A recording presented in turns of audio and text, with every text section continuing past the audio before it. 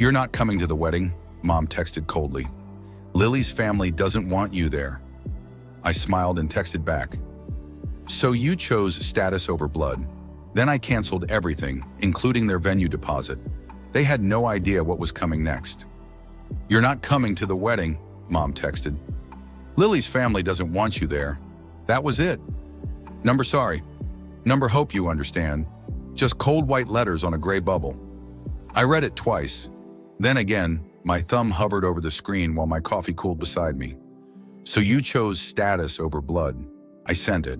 No emoji, no sarcasm, just truth. Then without blinking, I opened my laptop, logged into the wedding planner account, and canceled the venue deposit. It was under my name, paid with my card. They didn't even know that. The best part, it was non-refundable. I shut the laptop, leaned back in my chair, and just stared at the wall. I didn't feel angry yet, not even sad, just still, like something inside me had shifted position and was now watching from a different corner. They did this before. Not as blatant, not in all caps, but I felt it in the side glances, in the jokes at dinners. The way they forgot my birthday 3 years in a row and blamed the group chat algorithm. The way Lily became the daughter they always wanted while I was just Jack. Always useful, always quiet. I helped choose the dress boutique. I negotiated the first catering deal. I found the Airbnb for the out-of-town guests. When Zach's parents said the Colorado Lodge was too rustic, I found a luxury version with lake views. I even designed the Save the Date website. They used my Canva account. Still had the login, but now I was a liability because Lily's father didn't like the energy I brought because I wore black to brunch. Because I asked where the $3,000 in catering money went and didn't drop it when Mom said just trust us. They always needed me until they didn't. And now they were planning their picture-perfect family tableau without me. Curated smiles, filtered joy. No Jack, just the ones who matter. I took a deep breath and opened our shared folder. Lily and Zach wedding planning. Click through the photos, the contracts, the vendor schedules. Then I deleted every single file I uploaded. All 63 of them. The folder was renamed. Good luck without me. I didn't tell anyone. I didn't warn them. Let them find out the morning they try to confirm the florist. Let them scramble when the photographer doesn't show. Let them wonder what happened when the venue emails. Unfortunately, this reservation has been canceled by the account holder. They thought I'd stay silent, smile, swallow it like always. But this wasn't about a wedding. This was the final crack in something that's been rotting for years. This was them handing me the scissors and expecting me not to cut the string. They wanted me gone. Wish granted. They just didn't know I'd take everything with me when I left. And I was just getting started. If you ask them, I was always the dramatic one. The one who overreacted, who read into things too much. But let me walk you through how I became that guy. Let's rewind to 6 months ago. It was a Friday night. Lily called me in tears. Zach had gotten laid off. The apartment they rented downtown was 3 months behind. They tried to negotiate with the landlord, but he wanted the money, all of it, or he'd file eviction papers on Monday. I didn't even hesitate. I transferred $3,800 from my savings and told her to call me if she needed anything else. That was the third time that year I bailed them out. The first was when Dad accidentally over-withdrew from his retirement fund and needed $5,000 to avoid penalties. The second when Mom forgot that Lily's bachelorette Airbnb was on my credit card and let the girls trash the place. I kept spreadsheets. I kept screenshots. Not because I planned to use them, because I needed to prove to myself that I wasn't crazy, that I wasn't imagining the slow bleed of money, time, and energy into a family that acted like I was their silent donor. But it wasn't just the money. It was the way I was treated after I helped, like a servant, a backstage hand. Dad once joked while I was fixing his gutters in the middle of a thunderstorm that I should get a job as a house husband since I clearly wasn't man enough to be the breadwinner. Everyone laughed, even Lily. Mom told me I was too sensitive when I brought it up later. Said he was just old school. Old school? That man once locked me out of the house because I came home wearing eyeliner in high school. But yeah, maybe I was too sensitive. When Lily got engaged, she told me over FaceTime while Mom and Dad were literally sitting behind her on the couch cheering. They'd helped her plan the proposal with Zach. Even went ring shopping with him. Me, I found out through a screen. I should have seen the pattern, but part of me still thought if I help enough, maybe they'll finally treat me like I matter. I paid for the engagement shoot, $600, built the wedding website, created custom invitations, paid a deposit for the venue because Mom's card was acting weird. I was building their dream brick by brick while they fed me leftovers and called me a good sport. And then the text started. At first, it was from Aunt Megan. "Hey, I heard you're not invited to the ceremony. Is that true?" Then, "Uncle Jeff, did you say something to Zach's dad?" Just curious. And finally, the Facebook post that broke me. A photo of Lily and Zach with my parents standing in front of a rustic barn lit by fairy lights. The caption, "So proud of our family. Can't wait for the big day with all the right people by our side." The right people. I wasn't even tagged. I clicked through the comments. One of Lily's friends wrote, "Is Jack going to be there? He was always so funny." Lily replied, "We're keeping things small. Just people we trust. Just people we trust." That night, I didn't sleep. I went back through every receipt, every email, every time they called me selfish for asking to be paid back. And I realized something. I was the only one in this family who gave without expecting anything. And I was the only one given anything in return. A week later, I got a group text. "Hi family, can everyone pitch in for Lily's bridal shower decorations? Jack, since you're so good with websites, can you make a landing page for RSVPs? Hugs and kisses." I didn't reply. 10 minutes later, Lily messaged me directly. "Can you just do this one thing without being passive-aggressive?" So I did something else instead. I logged into the wedding venue account and requested a refund of the $2,500 deposit. It was non-refundable technically, but I had bought wedding insurance on the booking just in case. A tiny checkbox, no one noticed. They refunded 90% after I filed a family conflict claim. Then I went into Canva and deleted every design I'd ever made. RSVPs, table assignments, welcome signs gone.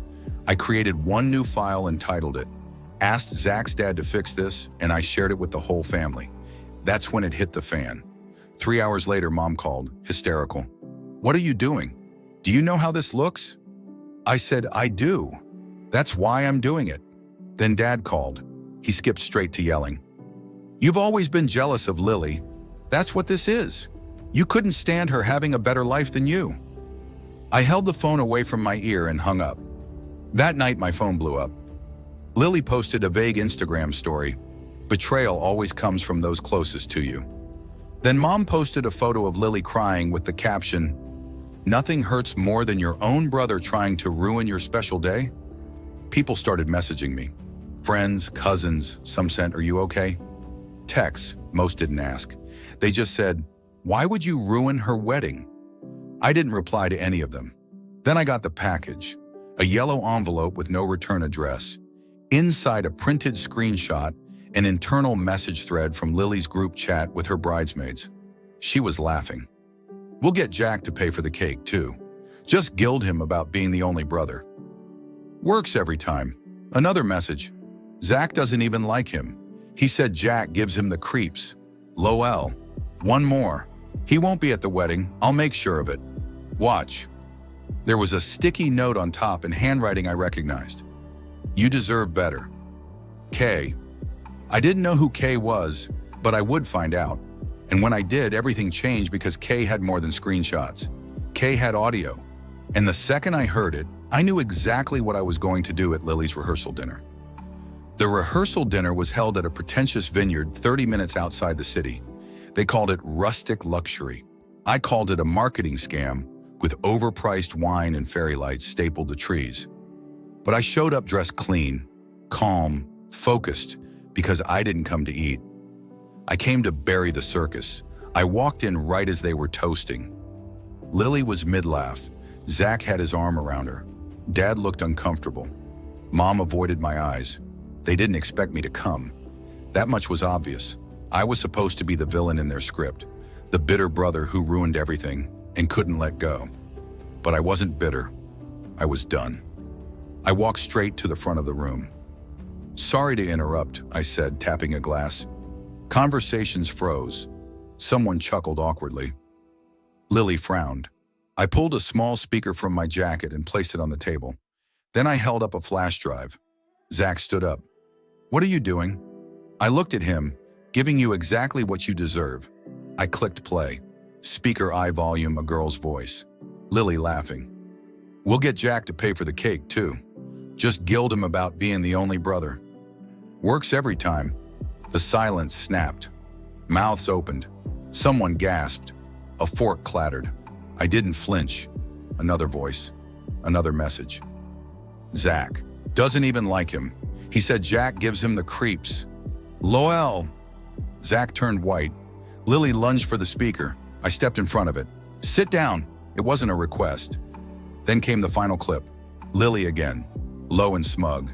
"He won't be at the wedding. I'll make sure of it. Watch." I hit pause, looked around the room. Any questions? Zach opened his mouth, then shut it again. My father stood up, furious. "You think this is appropriate? You think this?" "Sit down," I snapped. And for the first time in my life, he did. I turned to Lily. "I spent over $11,000 on this wedding.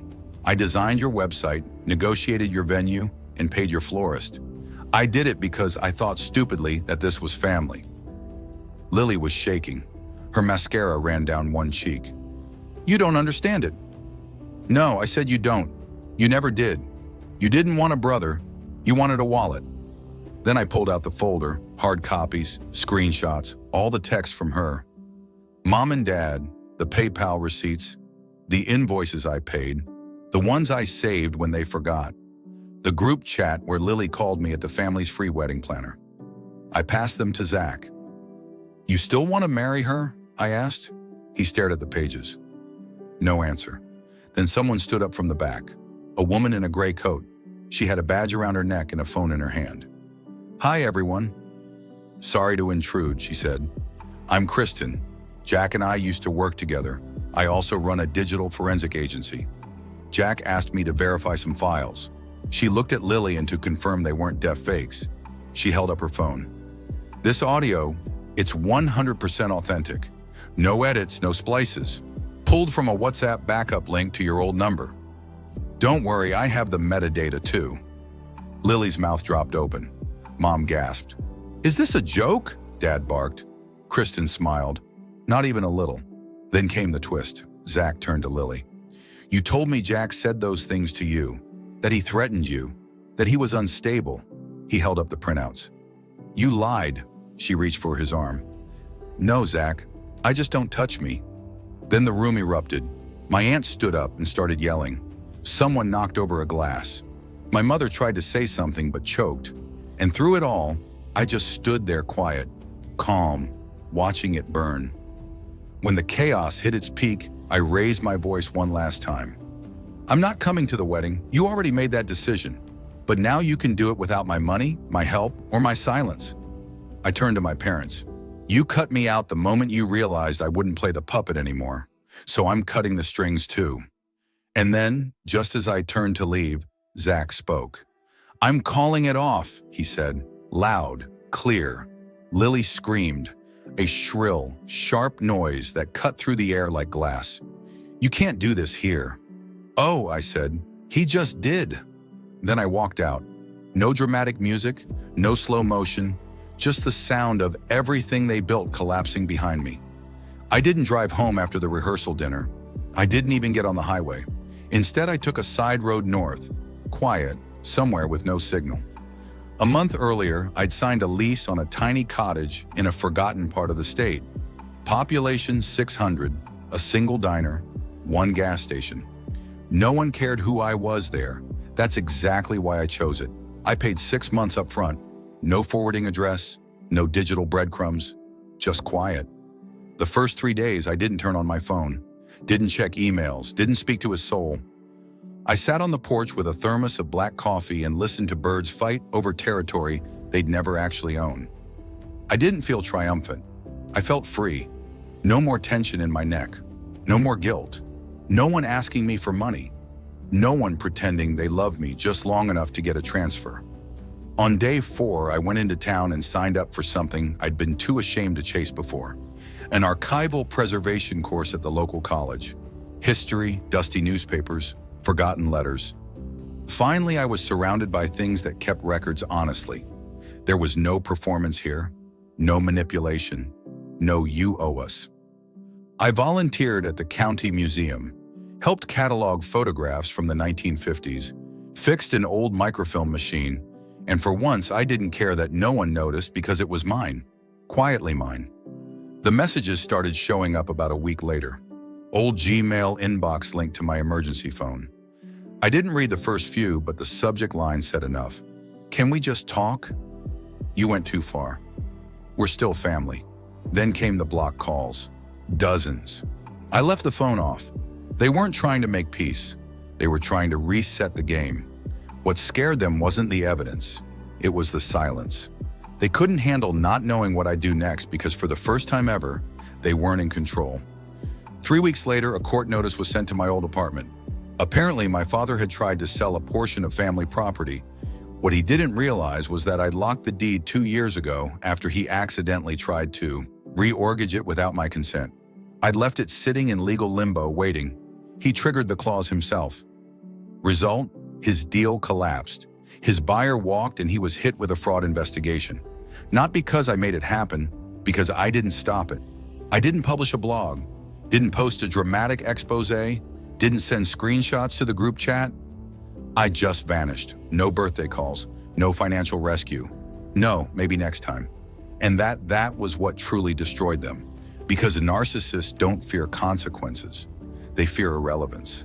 They fear a stage with no audience. One morning I walked to the post office. Not for letters, just a small package I'd ordered. Behind me in line, someone was talking on the phone. Said something like, "I heard Lily's fiancé walked out before the wedding even happened. Then apparently her brother disappeared, took all his money with him." I didn't turn around. I never made a statement, never clarified anything. I simply became unreachable. No address, no number, no access. They thought silence meant weakness. They didn't realize it was a choice, a quiet surgical form of goodbye. Not with words, but with absence. The kind of absence that can't be manipulated. The kind that forces people to sit with the weight of what they did. They can't guilt me anymore. They can't call when the rent is late or the credit card is maxed. They can't pretend we're fine when they need another favor because there is no more we. There's just them and a mailbox that says, "No message received." You know what's funny? When you finally walk away from the people who built their lives on top of you, they don't fall immediately. They just stand there stunned, like someone turned off the sound and they can't find the volume button. That's what happened. After everything burned, after the rehearsal, after the calls, after the silence, they still believed deep down that I'd come back because I always did. But this time I didn't. I changed my number. Not just a SIM swap, new carrier, new country code, no forwarding, no auto reply, just nothing. I closed the joint account Dad had linked to me for emergencies, redirected my bank statements to a private digital vault, updated my medical POA, removed all family names. I even changed the emergency contact on my driver's license from mom to nobody. They don't know where I live. They don't know where I work. They don't know if I'm in the state, the country, or even above ground, and that kills them. A month ago, I went back just once, not to the house, not to the vineyard. I drove by the wedding venue, the one I canceled. It was empty, abandoned. A fist sign hung crooked on the front gate. A wilted bouquet lay crushed in the gravel. It felt right. I rolled down the window. The breeze smelled like rain and regret. Before I left, I did one thing. I walked to the mailbox beside the main entrance, slipped in a small envelope. No return address. Inside, a print out of the last invoice I paid for the wedding and a post-it note stuck on top. It read, "Thanks for nothing." I've stopped checking the old email, but every now and then, I log in just to watch the flood. One unread message was titled, "Please just talk to us." I didn't open it. Another, "We don't know who you are anymore." That one made me smile because finally they're right. I'm not the person who covered their bills at 3 a.m. I'm not the emergency contact. I'm not the wedding planner, the free therapist, the invisible sibling, or the guilt-ridden son. I'm just a guy with a different life now, one that they can't reach, can't taint, can't rewrite. I got a new mailbox last week. Metal, clean, lockable, one of those secure drop box that doesn't let anything back out once it's in. The technician asked me what name I wanted engraved on the plate. I said, no name, just a message. So now on a little brass rectangle just below the keyhole, it says, "This box does not accept apologies." And the silence I hear every day now.